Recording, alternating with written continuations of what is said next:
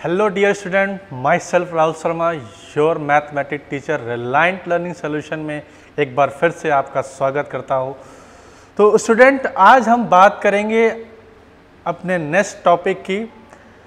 हम वहाँ से स्टार्ट करेंगे आज जहाँ पर हमने इसके पहले लेक्चर में ख़त्म किया था। लेकिन आज का लेक्चर बहुत ही इंटरेस्टिंग होने वाला है, वो इसलिए क्योंकि स्टूडेंट आज हम बात करेंगे कुछ स्पेशल टाइप के मैट्रिसेस के बारे में। हमारा जो आज का डिस्कशन होगा वो किसको लेके होगा? Some special type of matrix. ठीक है ना स्टूडेंट, ये जो टॉपिक है आज का जो हम आज डिस्कस करने वाले हैं, ये टॉपिक इसलिए इंटरेस्टिंग है क्योंकि ये टॉपिक एक्चुअल में इसकी मांग बहुत है।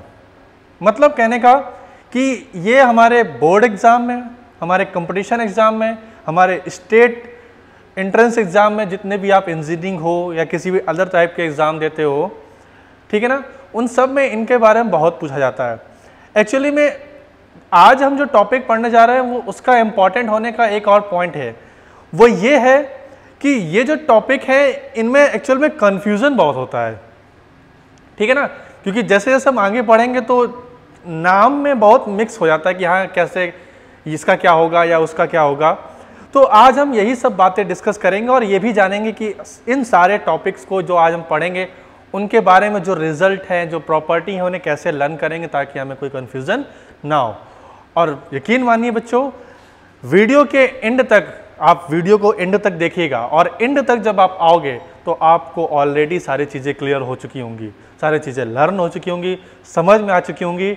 और साथ ही साथ IIT JEE मेन का एक क्वेश्चन, मतलब 4 नंबर क्लियर हो जाएंगे, आपके बोर्ड एग्जाम का एक क्वेश्चन क्लियर हो चुका होगा। क्लियर? तो आइए स्टार्ट करते हैं आज का टॉपिक। हाँ, तो स्टूडेंट, आज के टॉपिक में हमारा जो सबसे पहला टॉपिक है, जैसे मैंने कहा कि आज हम जो पढ़ेंगे क्या है, some special types of matrices. तो some special types of matrices में जो हमारा पहला मैट्रिक्स आया वो क्या है? ऑर्थोगोनल मैट्रिक्स बेटा। ठीक है ना, इंपॉर्टेंट सारे ही हैं जो भी जितने भी आज हम पढ़ेंगे। ठीक है ना, इसीलिए लिखा है क्या? Some special types of matrices. तो पहला जो हमारा मैट्रिक्स आया ऑर्थोगोनल मैट्रिक्स, जानते हैं स्टूडेंट कि क्या होता है ऑर्थोगोनल मैट्रिक्स? कहते हैं क्या है कि स्क्वायर मैट्रिक्स, फिर से ध्यान रखिएगा, ऑर्थोगोनल मैट्रिक्स किसके लिए एप्लीकेबल है? स्क्वायर मैट्रिक्स के लिए। तो square matrix of order n is said to be orthogonal. कोई भी स्क्वायर मैट्रिक्स किसी भी ऑर्डर का, वो कब ऑर्थोगोनल कहलाएगा बेटा? जब A इंटू ए डैश। अब इसका मतलब क्या है? A into A transpose, dash को बोलो या ट्रांसपोज कहें, या फिर आप कह दो क्या, A transpose into A should be equal to किसके? Identity matrix of the given order. जो भी ऑर्डर का आपका मैट्रिक्स A होगा, हम जब उसका मल्टीप्लाई उसके ट्रांसपोज से कराएंगे, अगर रिजल्ट हमारा आइडेंटिटी मैट्रिक्स आता है ऑफ द गिवन ऑर्डर, तब आप कहोगे क्या कि जो मैट्रिक्स A होगा बेटा वो क्या होगा? हमारा ऑर्थोगोनल मैट्रिक्स होगा। तो ये थी हमारी कंडीशन। ठीक है ना, कि अगर आपसे पूछा जाए कि ऑर्थोगोनल मैट्रिक्स की कंडीशन क्या है, तो आप क्या कहेंगे कि A into A transpose equals to identity matrix और A transpose into A equals to क्या हो? Identity matrix. Then matrix A is called क्या? Orthogonal matrix. क्लियर? अब देखते हैं जरा, अब पॉइंट ये आता है सर कि हाँ ये कंडीशन से तो क्लियर हो गया, लेकिन हमें एक्चुअल में बात तब क्लियर होती है कि जब हम कोई एग्जांपल देख लें। तो एक छोटा सा एग्जांपल देखते हैं जिससे हमें क्लियर हो कि हाँ एक्चुअल में मान लीजिए कभी आपको मैट्रिक्स के फॉर्म में, देखिए हमें यह भी लर्न करना, मैंने पहले भी कहा कि होता क्या है कि जब कभी ऑब्जेक्टिव क्वेश्चन बनते हैं तो इनकी कंडीशन पे ज़्यादा बनते हैं, लेकिन इसका मतलब ये भी नहीं कि क्वेश्चन पे भी ना बने।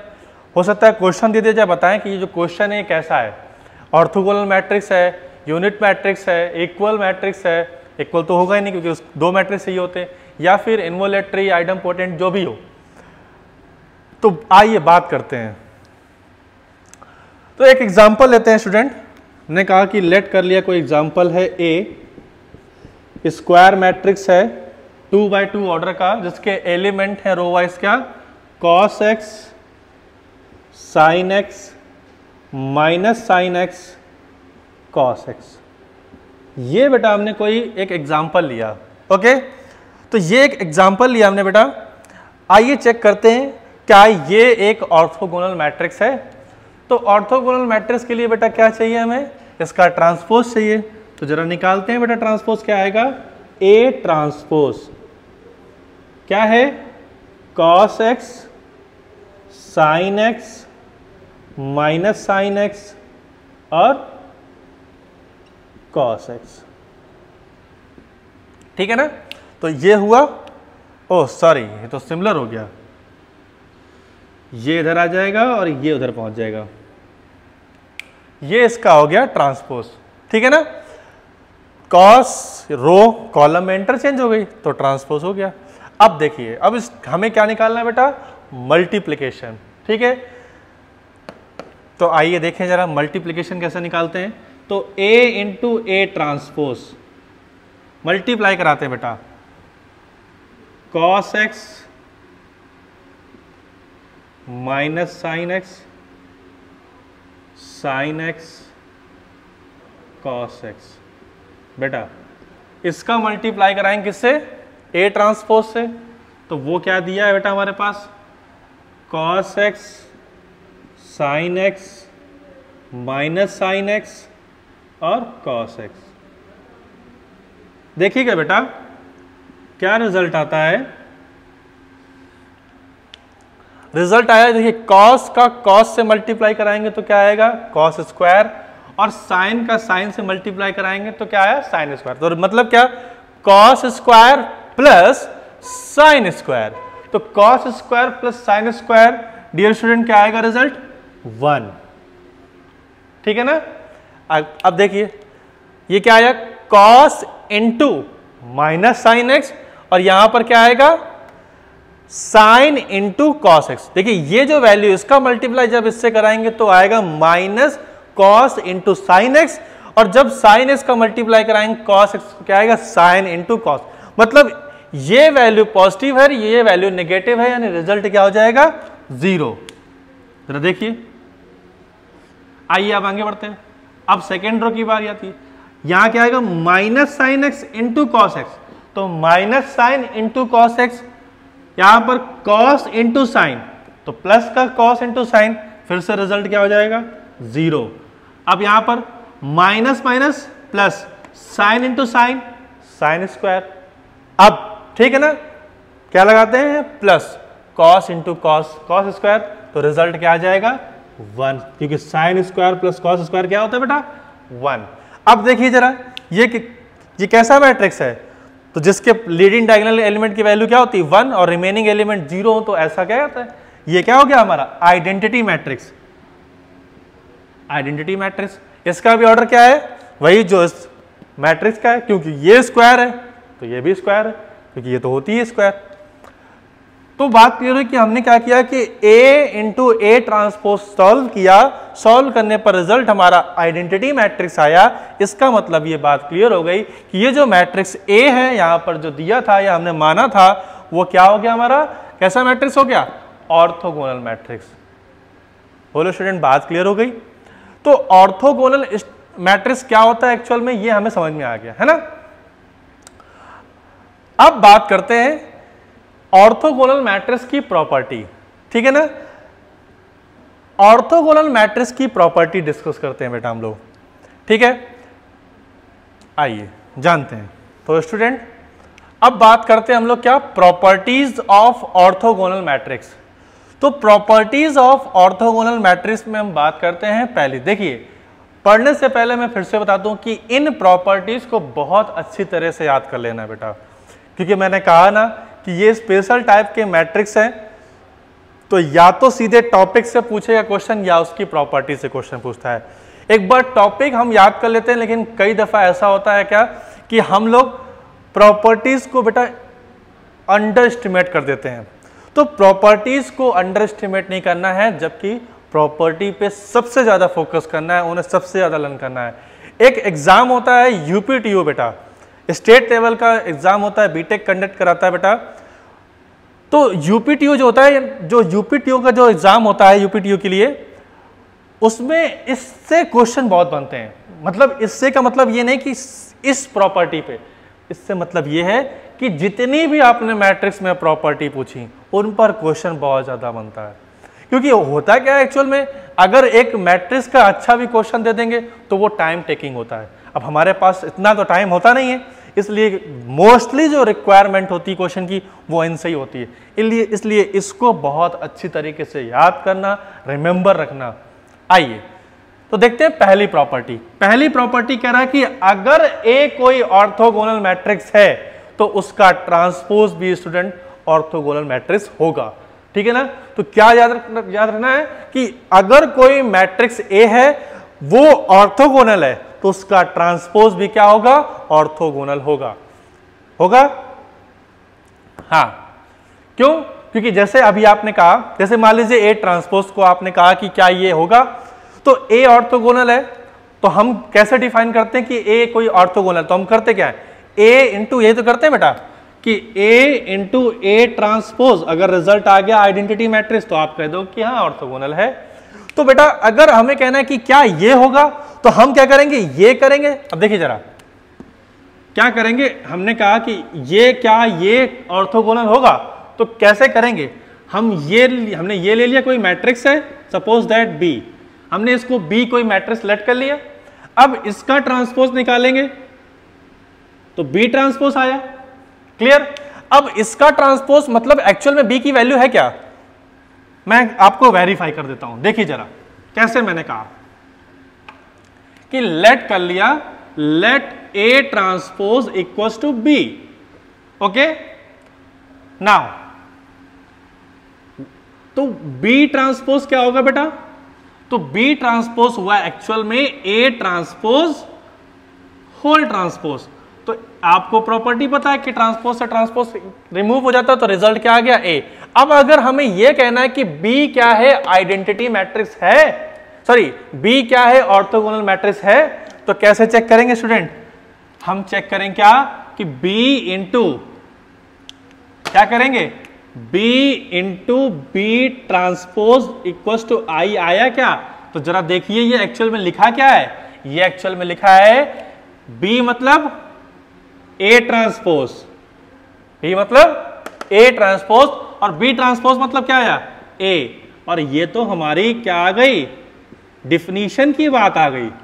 स्टूडेंट्स गौर करिए, ये क्या है, ये क्या है, हमारी डिफिनीशन तो थी, क्योंकि हमने डिफिनीशन में क्या बताया था कि ए इंटू ए ट्रांसपोज करो या फिर ए ट्रांसपोज इंटू ए करें, रिजल्ट क्या आएगा, सेम आएगा। और रिजल्ट सेम आएगा तो ए को हमने क्या कहा था, ऑर्थोगोनल मैट्रिक्स। तो ये बात यहां पर क्लियर हो गई कि अगर कोई ए ऑर्थोगोनल मैट्रिक्स है तो उसका ट्रांसपोज भी ऑर्थोगोनल मैट्रिक्स होगा स्टूडेंट्स।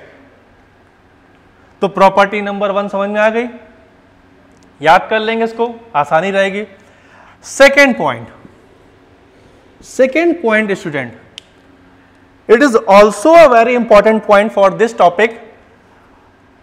तो कहते हैं क्या है point, for any two matrix, for any two orthogonal matrices, कोई भी दो ऑर्थोगोनल मैट्रिसेस हैं स्टूडेंट ए एंड बी, तो कहते हैं A B and B A is also orthogonal matrices, is also orthogonal matrices student. क्या इसे प्रूव करना चाहेंगे, कर पाएंगे क्या? अब देखिए जरा, हमें क्या करना है कि ए बी और बी ए बताना है क्या ये ऑर्थोगोनल मैट्रिक्स होंगे। तो हम क्या करेंगे, हम लेट कर लेते हैं, क्या इसको आप करेंगे, लेट कर लेंगे क्या, A B is equal to कोई सी, है ना, आपसे कह रहा ना A B and B is also orthogonal. तो हम कैसे प्रूव करेंगे कि ए बी को लेट कर लिया कोई सी मैट्रिक्स स्टूडेंट। अब हमें प्रूफ क्या करना है, हमें एक्चुअल में प्रूफ ये करना है C into C transpose equals to I. Okay student, या फिर सी ट्रांसपोज इंटू सी कर दें, या फिर C transpose into C transpose into C कर दें। दोनों में से रिजल्ट आ जाए तो आप कह देंगे क्या कि ये एक्चुअल में क्या है, कंडीशन होल्ड करेगी, मतलब A B and B A is also an orthogonal matrix. ठीक है ना? ओके, अब जरा देखिए, आपसे कह रहा है क्या कि if A is an orthogonal matrix then A inverse is also an orthogonal matrix. ठीक है ना? ये इंपॉर्टेंट सबसे ज्यादा है, इसलिए क्योंकि सबसे ज्यादा पूछा जाता है। जरा देखिए, एक बात हम आपको समझाते हैं कि जैसे लिखा है A into A transpose into student, A into A transpose equal to क्या हमने पढ़ा, आई। तो जरा देखिए, जरा हम क्या कर दें, प्री मल्टीप्लाई या मल्टीप्लिकेशन ऑफ ए इनवर्स। हमने क्या किया स्टूडेंट, प्री मल्टीप्लिकेशन कर दिया किसका, ए इनवर्स का। तो जब प्री मल्टीप्लिकेशन किया ए इनवर्स का तो देखिए जरा स्टूडेंट क्या रिजल्ट आया, A inverse into A transpose equal to क्या होगा, A inverse into identity matrix. अब किसी भी मैट्रिक्स में आइडेंटिटी मैट्रिक्स का मल्टीप्लाई कराएंगे तो रिजल्ट क्या आएगा, वही मैट्रिक्स आएगा। तो ये आ गया। अब ए इनवर्स इंटू ए तो वो क्या हो जाएगा, सिर्फ ए ट्रांसपोज। तो बेटा ए इनवर्स इक्वल टू क्या आ गया, A transpose. A inverse equal to क्या आया, ए ट्रांसपोज आ गया। तो ये देखिए जरा, पहली वाली कंडीशन स्टूडेंट, पहली वाली कंडीशन में क्या कह रहा था कि ए कोई ऑर्थोगोनल मैट्रिक्स है तो उसका ट्रांसपोज भी क्या होगा, ऑर्थोगोनल मैट्रिक्स होगा। और अगर उसका ट्रांसपोज ऑर्थोगोनल मैट्रिक्स है तो स्टूडेंट्स ट्रांसपोज किसके इक्वल आया, ए इनवर्स के। तो प्रॉपर्टी नंबर 3 क्या कह रहा है कि अगर ए कोई ऑर्थोगोनल मैट्रिक्स है तो ए इनवर्स भी क्या होगा, ऑर्थोगोनल मैट्रिक्स होगा। क्यों होगा, क्योंकि ए इनवर्स किसके इक्वल है, ए ट्रांसपोज के। तो स्टूडेंट हमने 3 प्रॉपर्टी पढ़ी, तीनों ही प्रॉपर्टी बहुत ही इंपॉर्टेंट है, इनको आप एट एनी हाउ याद रखेंगे। ठीक है, जब तक एग्जाम नहीं हो जाएगा। ठीक है, तो पहला हमने क्या सीखा, ऑर्थोगोनल मैट्रिक्स क्या होता है। ठीक है ना, ए ट्रांसपोज इंटू ए या ए इंटू ए ट्रांसपोज की वैल्यू अगर किसके इक्वल आती है, आइडेंटिटी मैट्रिक्स की, तो आप कहोगे वो ऑर्थोगोनल मैट्रिक्स है। और ऑर्थोगोनल मैट्रिक्स है तो ये उसकी 3 प्रॉपर्टी है। पहली प्रॉपर्टी कहता है कि ए कोई ऑर्थोगोनल मैट्रिक्स है तो उसका ट्रांसपोज भी क्या होगा, ऑर्थोगोनल मैट्रिक्स होगा। कैसे होगा ये भी जान लिया। ठीक है, दूसरी बात कह रहा है कि अगर ए और बी कोई 2 ऑर्थोगोनल मैट्रिक्स हैं तो ए बी और बी ए भी ऑर्थोगोनल मैट्रिक्स होंगे। और तीसरा सबसे इंपॉर्टेंट बात वो क्या कि if A is an orthogonal matrix तो A inverse is also an orthogonal matrix. बोलो स्टूडेंट, बात समझ में आई? ओके, तो अब हम बात करेंगे second special type of matrix. जो दूसरा है हमारा मैट्रिक्स वो जानते हैं। हाँ, तो स्टूडेंट हमारा अगला टाइप ऑफ मैट्रिक्स क्या है इसमें, स्पेशल टाइप में, वो है आइडम्पोटेंट मैट्रिक्स। ठीक है ना, तो आइडम्पोटेंट मैट्रिक्स क्या होता है जानते हैं। तो कहते हैं कि आई स्क्वायर मैट्रिक्स ए, तो अंडरलाइन, क्यों याद रखना है, स्क्वायर मैट्रिक्स होता है। तो a square matrix A is said to be idempotent if A square equals to A. अगर A square equals to A हुआ तो हम कहेंगे वो क्या है, आइडम्पोटेंट मैट्रिक्स होगा। ठीक है ना, तो पहली बात तो आइडम्पोटेंट मैट्रिक्स के लिए क्या होना जरूरी है, वो पहली बात वो क्या कि आइडम्पोटेंट मैट्रिक्स कैसा होता है, स्क्वायर मैट्रिक्स होता है। और दूसरी सबसे इंपॉर्टेंट बात वो ये क्या कि ए कोई स्क्वायर मैट्रिक्स आइडम्पोटेंट तभी होगा जब ये कंडीशन होल्ड करेगी, कौन सी, if A square equals to A. Okay, अब बात करते हैं एक एग्जांपल से।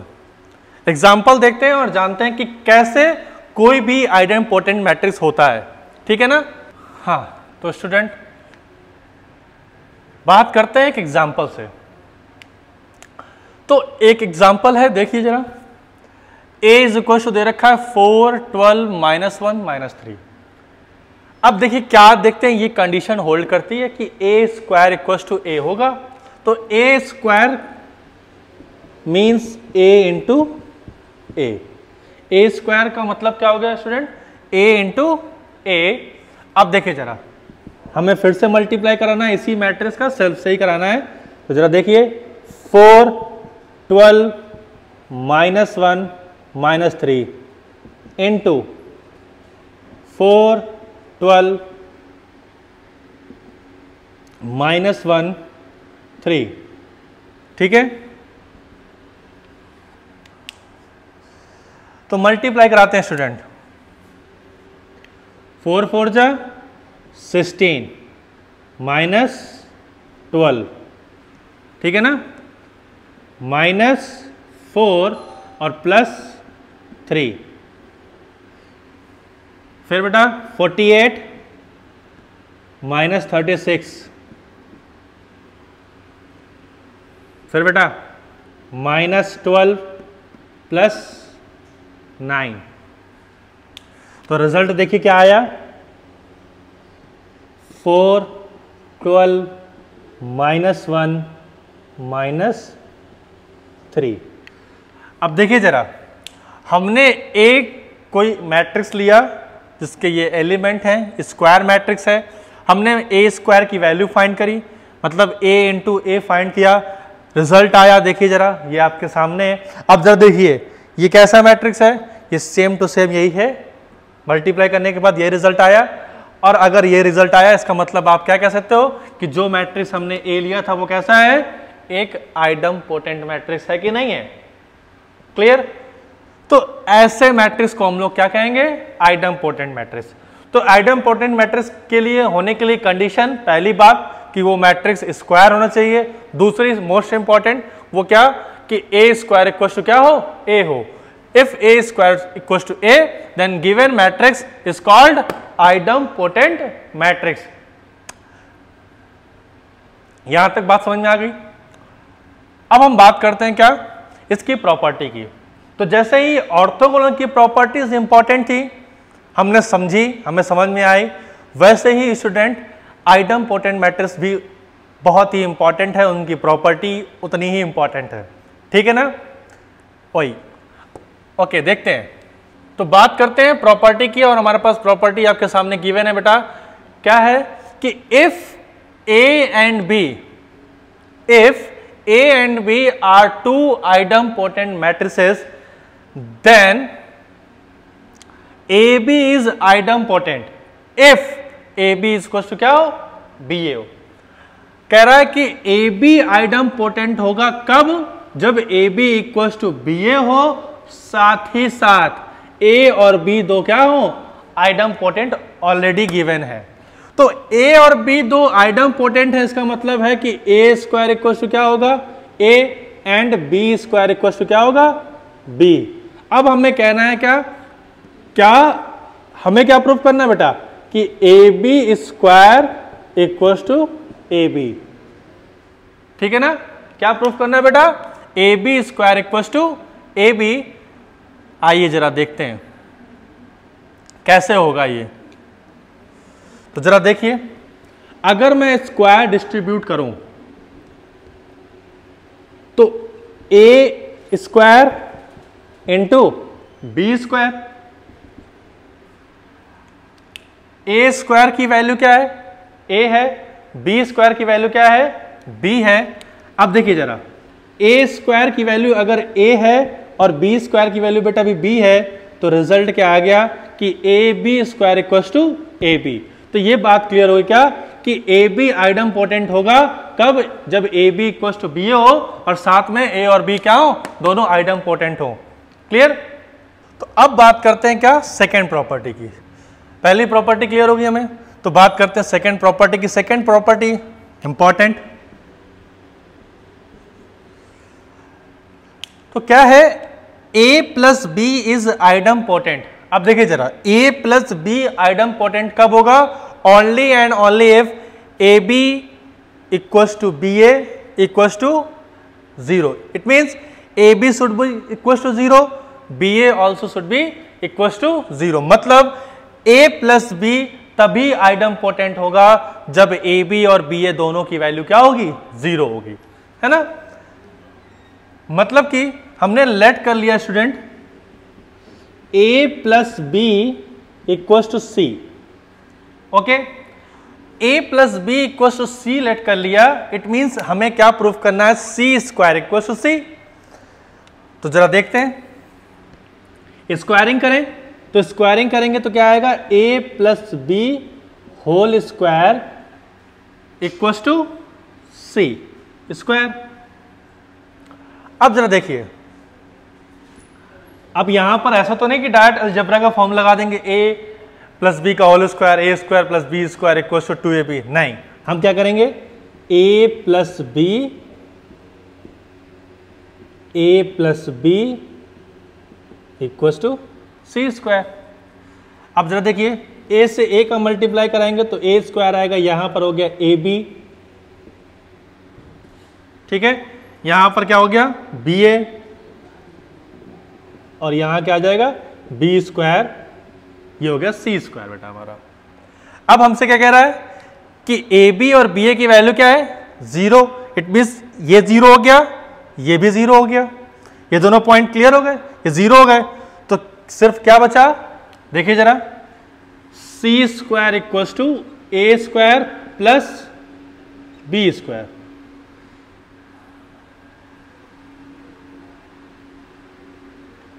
ठीक है स्टूडेंट। अब जो देखिए, ये ऊपर मेंशन है कि a और b क्या है, दो आइडम पोटेंट है। तो a और b दो आइडम पोटेंट है, इसका मतलब क्या है, a स्क्वायर किसके इक्वल है, a के, और b स्क्वायर किसके इक्वल है, b के। तो a स्क्वायर a और b स्क्वायर b है। तो देखिए जरा, a प्लस बी को हमने क्या लेट किया था, c, तो c स्क्वायर किसके इक्वल आ गया, c के आ गया।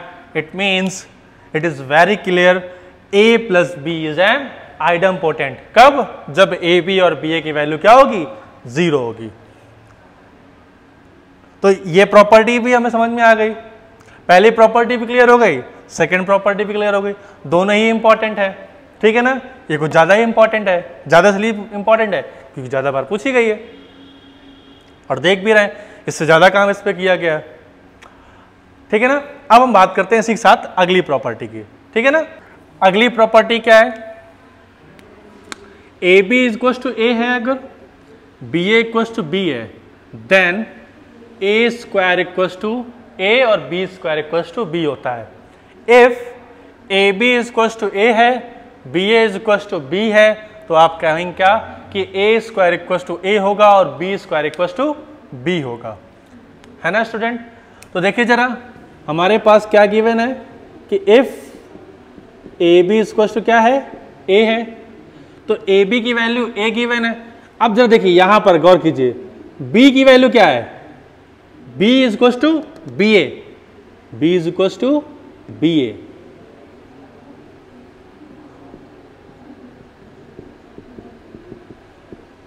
Okay, now A into B, A into B is equal to, यानी A B equal to what, तो A B is equal to A B is equal to A B equal to A, तो यहां पर A put करेंगे तो A into A is equal to A, और ये हो गया हमारा A square. It means A square equal to A when A B equal to A and B A is equal to B. इसी तरीके से हम B square equal to B ले लेते हैं। अब B square equal to B लेने के लिए क्या करेंगे, बी को वहीं रखे रहने देंगे, किस में छेड़खानी करेंगे, ए में। जरा देखिए, या ऐसे करते हैं कि B A is equal to, इस बार लेते हैं क्या, if B A is equal to B, तो जरा देखिए, A B is equal to A है और B A is equal to B है, तो स्टूडेंट हमें क्या लेके आना है, बी स्क्वायर। क्या लेके आना है, बी स्क्वायर। तो जरा देखिए कैसे लेके आएंगे, ए के प्लेस पे क्या लिख सकते हो आप, ए बी, ए के प्लेस पे ए बी। जरा देखिए,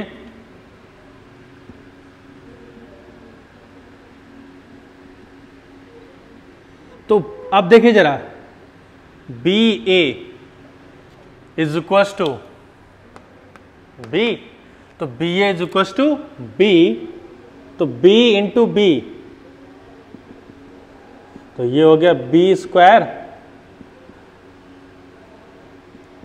बात समझ में आई है ना?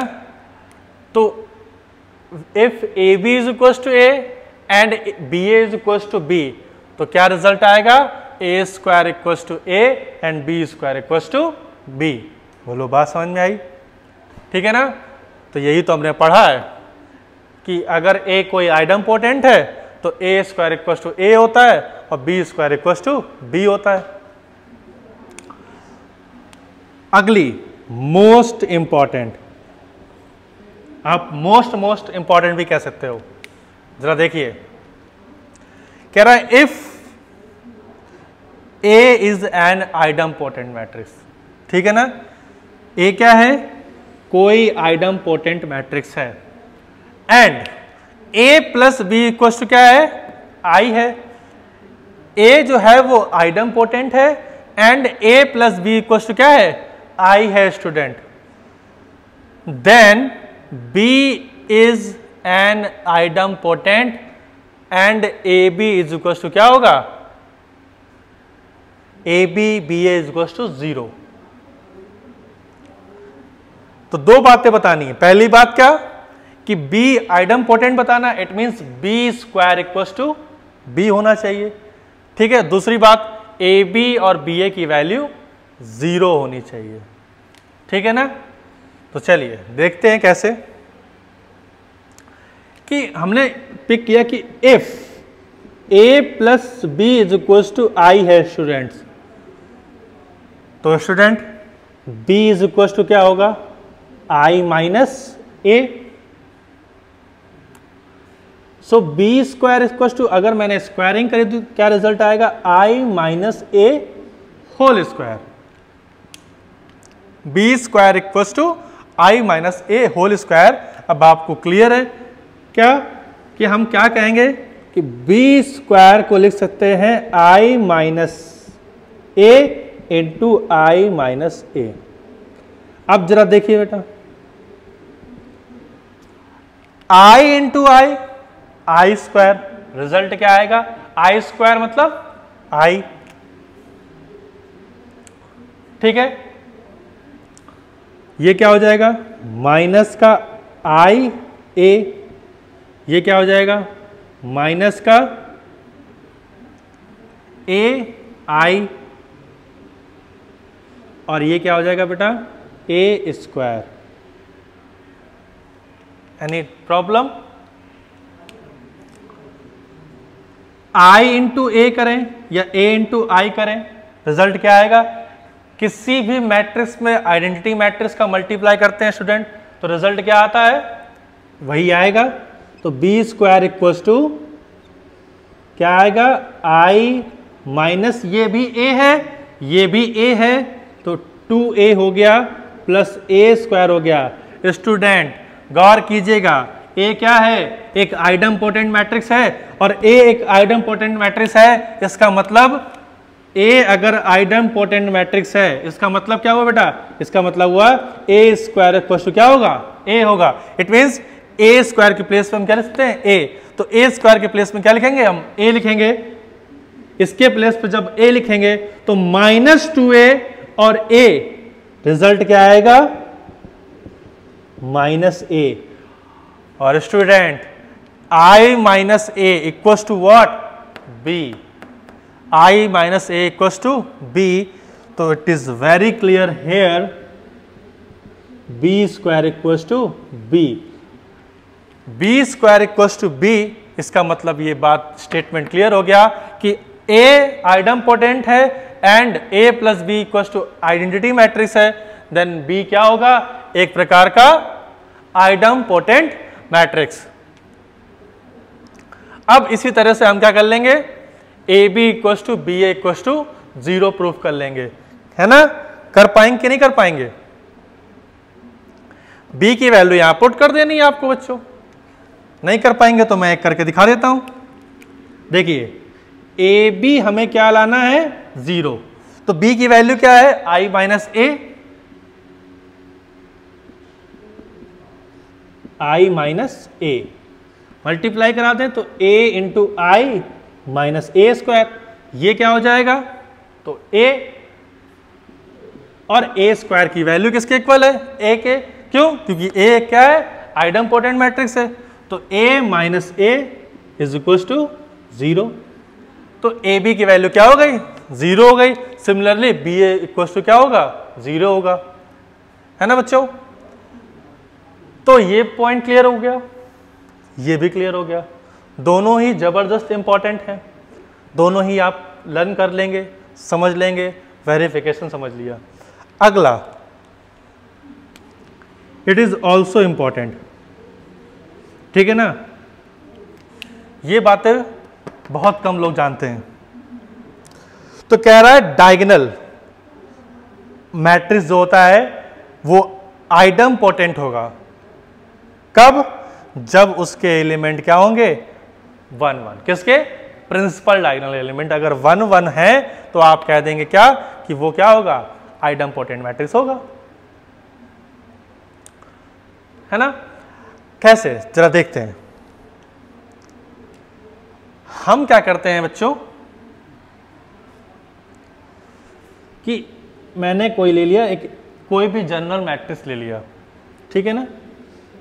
डायगोनल मैट्रिक्स है, इसका मतलब सिर्फ डायगोनल में एलिमेंट हो। मैंने कहा ये D1 है, ये 0 है, ये 0 है, ये D2 है, ठीक है ना? इसी तरीके से एंड सो ऑन करते चले गए। तो मैंने कहा क्या? Dn होगा कोई n ऑर्डर का है स्क्वायर मैट्रिक्स। तो ये है उसके प्रिंसिपल डायगोनल एलिमेंट। अब करना क्या है कि इस a का a से मल्टीप्लाई कराया हमने बेटा। तो इस a का जब a से मल्टीप्लाई कराओगे आप, क्योंकि हमें पता है कि अगर ये क्या होगा? आइडम्पोटेंट मैट्रिक्स है तो डायगोनल एलिमेंट क्या होंगे उसके? 1 1 1 1 होंगे। तो जरा देखिए कैसे।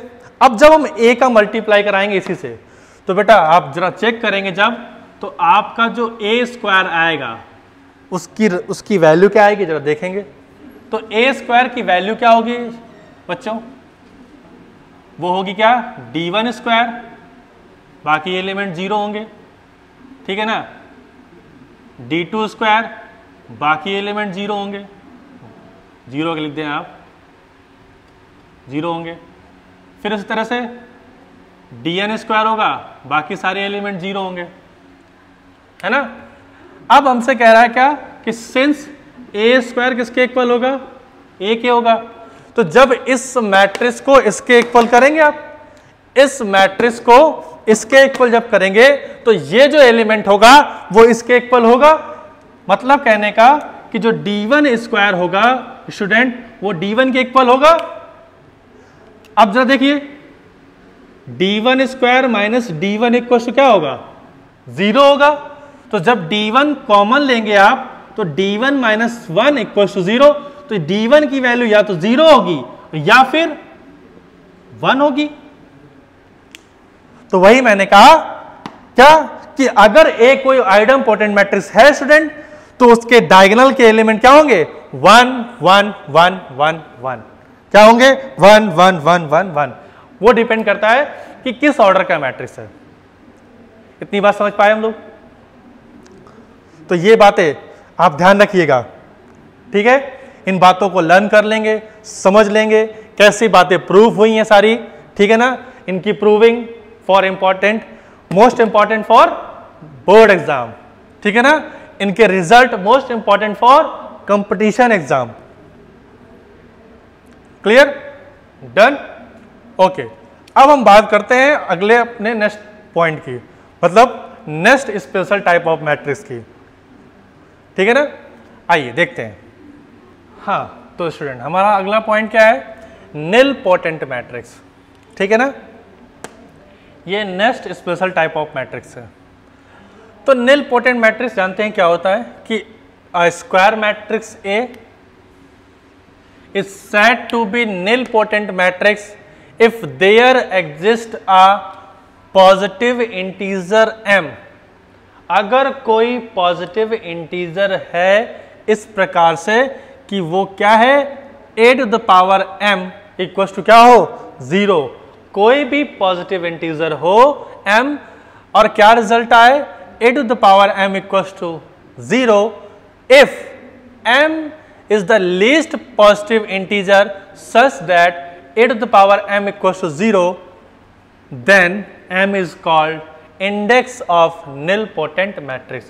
अगर बच्चों a to the power m is equals to क्या हो 0 हो तो यहां पर जो m है वो क्या कहलाएगा इंडेक्स ऑफ nilpotent मैट्रिक्स। तो दो बातें जानी, पहली बात क्या कि nilpotent मैट्रिक्स कौन से मैट्रिक्स होते हैं कि ऐसा मैट्रिक्स जिनके लिए a to the power m की वैल्यू क्या हो 0 हो, ठीक है ना। m क्या है, कोई भी पॉजिटिव इंटीजर हो, लाइक 2 हो, लाइक 3 हो, इट मीन्स क्या कि if m is equal to 2 लिया तो a स्क्वायर इक्वल टू 0 आना चाहिए। इफ आपने m इक्वल टू 3 लिया तो a to the power 3 equal to क्या होगा 0 होगा। तब आप कहेंगे क्या कि जो A मैट्रिक्स है, जो A एक स्क्वायर मैट्रिक्स है, वो कैसा मैट्रिक्स होगा स्टूडेंट, निलपोटेंट मैट्रिक्स होगा। क्लियर। ऐसे a टू द पावर 4 मतलब m की वैल्यू अगर हम 4 ले लें और a टू द पावर 4 की वैल्यू 0 आए तो क्या होगा, A क्या होगा, निलपोटेंट होगा। बच्चों इस बात को ध्यान रखिएगा क्योंकि कुछ बुक्स में ऐसे भी दे रखा है क्या कि a स्क्वायर इक्वल टू अगर 0 है तो रिजल्ट क्या आएगा, a जो होगा वो निलपोटेंट होगा। लेकिन हमें क्या समझना है, हमें ये समझना है कि a to the power m equal to क्या होना चाहिए 0, वेयर m इज क्या है पॉजिटिव इंटीजर, ठीक है ना। m एक पॉजिटिव इंटीजर है और जो यहाँ पर m है वो क्या कहलाएगा बेटा, इंडेक्स ऑफ द निलपोटेंट, ठीक है ना। क्वेश्चन किसी भी तरीके से पूछ सकता है, हमें जानकारी पूरी होनी चाहिए। तो हमें अभी बात समझ में आई कि निलपोटेंट मैट्रिक्स क्या हुआ, लेकिन हम बात करते हैं एक एग्जाम्पल की और जानते हैं एक्चुअली में अच्छे से कि कैसे निलपोटेंट मैट्रिक्स एग्जिस्ट करता है या निलपोटेंट मैट्रिक्स एक्चुअल में होता क्या है या ये कंडीशन कैसे होल्ड करती है। जरा देखिए बच्चों, देखते हैं एक एग्जाम्पल से। एक एग्जाम्पल है हमारे पास क्या 0 1 0 0, ठीक है। हमने कहा कि a स्क्वायर निकाला हमने, देखते हैं जरा a स्क्वायर से क्या रिजल्ट आता है 0 0 1 1। a स्क्वायर का मतलब क्या हुआ, a इंटू a हुआ,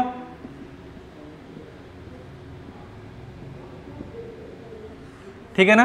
तो जरा देखिए 0 का मल्टीप्लाई 0 से कराएंगे तो 0 आएगा, 1 का मल्टीप्लाई 0 से कराएंगे तो 0 आएगा, रिजल्ट क्या आया 0 आया।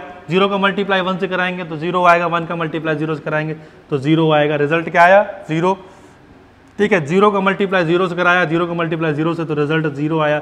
0 का मल्टीप्लाई 1 से कराएंगे तो 0 आएगा, 0 का मल्टीप्लाई 0 से कराएंगे तो 0 आया, यानी कि ये क्या आया 0 मैट्रिक्स। वो किसके इक्वल है, a स्क्वायर मैट्रिक्स के, ठीक है। तो एक मैट्रिक्स लिया बेटा मैंने, ठीक है ना। तो इसका मैंने जब क्या किया a स्क्वायर निकाला तो रिजल्ट क्या आ रहा है 0 आ रहा है। सिमिलरली आप इसका a क्यूब भी निकाल लेंगे तो भी रिजल्ट क्या आएगा 0 ही आएगा, ठीक है ना। क्यों आएगा 0, क्योंकि किसी भी मैट्रिक्स में 0 मैट्रिक्स का मल्टीप्लाई कराएंगे तो रिजल्ट क्या आएगा 0 मैट्रिक्स आएगा, ठीक है ना। तो ऐसे मैट्रिक्स यानी कि अगर a square equal to 0 matrix आया यानी कि नल मैट्रिक्स आया तो आप कहेंगे क्या कि जो a है ये क्या हो गया, एक निलपोटेंट मैट्रिक्स हो गया। क्या हो गया, निलपोटेंट मैट्रिक्स हो गया बेटा। तो ये कंडीशन, ये स्टेटमेंट आपको रिमेंबर रखना है, इसको याद रखना है और किस तरह से क्वेश्चन पूछा जा सकता है वो भी हमें याद रखना है, ठीक है बच्चों। अब हम बात करते हैं अपने नेक्स्ट टॉपिक की। हाँ तो बच्चों हमारा अगला स्पेशल टाइप ऑफ मैट्रिक्स क्या है, अगला स्पेशल टाइप ऑफ मैट्रिक्स है इन्वोलेटरी मैट्रिक्स, ठीक है ना। तो इन्वोलेटरी मैट्रिक्स क्या होता है, कहते हैं कि एक ऐसा स्क्वायर मैट्रिक्स, ठीक है, जिसके लिए a स्क्वायर की वैल्यू क्या हो i के यानी आइडेंटिटी मैट्रिक्स के इक्वल हो, तो आप कहोगे क्या वो जो a है मैट्रिक्स वो कैसा होगा, एक तरह का इन्वोलेटरी मैट्रिक्स होगा, ठीक है ना। कि कहते का a square matrix A is said to be involatory matrix if there exists A square equals to I here I is an identity matrix. अब कहते हैं क्या कि अगर ए स्क्वायर की वैल्यू क्या आए, आई के इक्वल आए, तो वो क्या होगा, इन्वोलेटरी मैट्रिक्स होगा। अब जरा देखिए, आप यहां समझ सकते हैं क्या कि आई एन से फीलिंग आती है किसकी, आइडेंटिटी मैट्रिक्स की। किसकी आती है, आइडेंटिटी मैट्रिक्स की। तो याद करने के लिए क्या कहेंगे कि अगर आई एन का मतलब हो गया आइडेंटिटी मैट्रिक्स, तो आई एन से जो फीलिंग आ रही वो आइडेंटिटी मैट्रिक्स की आ रही। इसका मतलब हमें याद रखना है क्या कि ए स्क्वायर इक्वल टू क्या हो, अगर आई आता है तो वो क्या कहेंगे, आइडेंटिटी मैट्रिक्स होगा। सिमिलरली इसके पहले हमने पढ़ा निल पोटेंट मैट्रिक्स, तो निल मतलब होता है क्या, जीरो। इसका मतलब क्या है कि ए स्क्वायर की वैल्यू या e to the power m की वैल्यू क्या हो, जीरो हो, तो आप कहो क्या, वो निल पोटेंट मैट्रिक्स है। बोलो बात समझ में आई? तो याद करने का तरीका समझ में आया? ओके, तो देखते हैं क्या कि ए स्क्वायर इक्वल टू आई अगर आता है तो वो हमारा इन्वोलेटरी मैट्रिक्स होता है। एक छोटा सा एग्जांपल लेते हैं और डिस्कस करते हैं कि कैसे कोई भी मैट्रिक्स, मतलब कोई एक मैट्रिक्स होगा वो कैसे इन्वोलेटरी मैट्रिक्स होगा, जरा देखते हैं। तो ए हमने कोई स्क्वायर मैट्रिक्स लिया जिसके एलिमेंट हैं 4, 15, -1, -4, ऐसे कोई एलिमेंट हैं। अब देखना है क्या क्या ए स्क्वायर की वैल्यू आइडेंटिटी मैट्रिक्स के इक्वल आ रही है।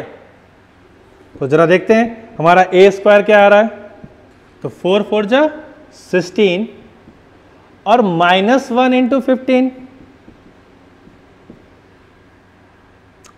फिर उसके बाद यहां पर क्या आएगा, -4, यहां पर क्या आया, +4, -4 +4, 15 चौक 4 जा 15 4 जा 60, 15 4 जा 60, ये माइनस का है इसलिए माइनस का 60 आएगा। यहां पर बेटा -15 +16, देखिए बच्चों, +1 0 0 +1 किसके इक्वल आया, आइडेंटिटी मैट्रिक्स के इक्वल आया। मतलब ए स्क्वायर किसके इक्वल आ रहा है, आइडेंटिटी मैट्रिक्स की। तो if A square equals to I then this matrix is called involutory matrix. ठीक है ना? तो कहते क्या है कि ए स्क्वायर की वैल्यू अगर आई के इक्वल आई स्टूडेंट, तो हम क्या कहेंगे, ए जो होगा या जो गिवन मैट्रिक्स होगा वो क्या होगा, हमारा इन्वोलेटरी मैट्रिक्स होगा, है ना? समझ पाए हम लोग?